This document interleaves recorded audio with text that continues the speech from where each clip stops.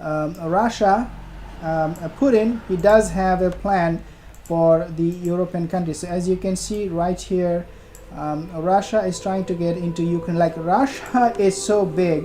One of the main reasons I would argue Russia has this confidence is because of the sheer size of their country. Like, look at this, how big. You see all of this. This is the biggest country in terms of territory in the world, and they're so huge. They're bigger than Canada. Canada, I believe, is the second biggest. But then look, Ukraine, it's just a dot, right?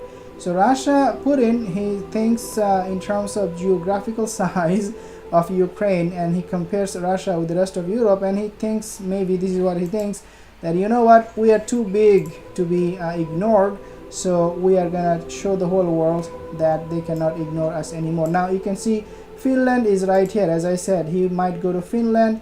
Of course, then Sweden is also there. Belarus is already there. In Belarus, Ukraine is right there. Romania.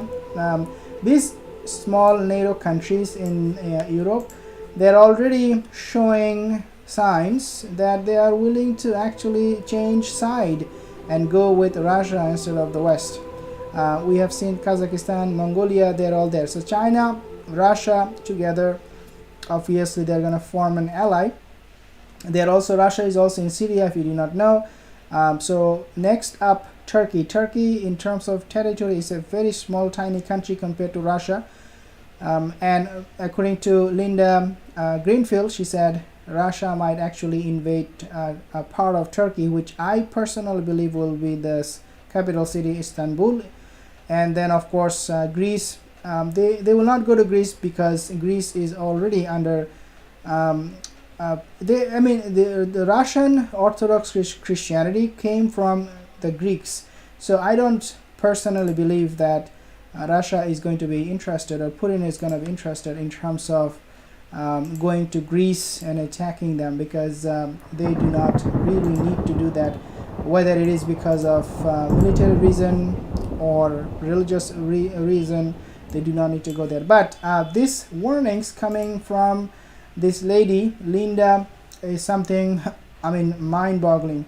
Then the Security Council meeting was called after after a spokesperson for UN, Secretary General Antonio Guterres, said he was greatly concerned by Russia's actions in Eastern Ukraine, and reiterated UN remain committed to Ukraine's sovereignty. Of course, as we speak right now, Russia is moving their troops. They're already in Ukraine.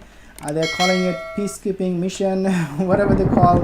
It doesn't really matter. It doesn't change the fact that Russia has already invaded Ukraine, and in the coming days, Putin will play the trump card, and he might actually go deep inside Ukraine, places like Kiev and surrounding areas. Obviously, he is now testing the water. He's waiting to see the response from the West. Once he knows how severe the response will be, or what the consequences could be, then obviously he will move accordingly. But Russia is coming. The World War III we might see soon, because of this crazy lunatic Putin, who believes, to me it looks like he does believe, and I do agree with Linda, US ambassador, that he thinks that we need to bring back the Russian Empire, and in the process, there will be a lot of people who will be losing their life.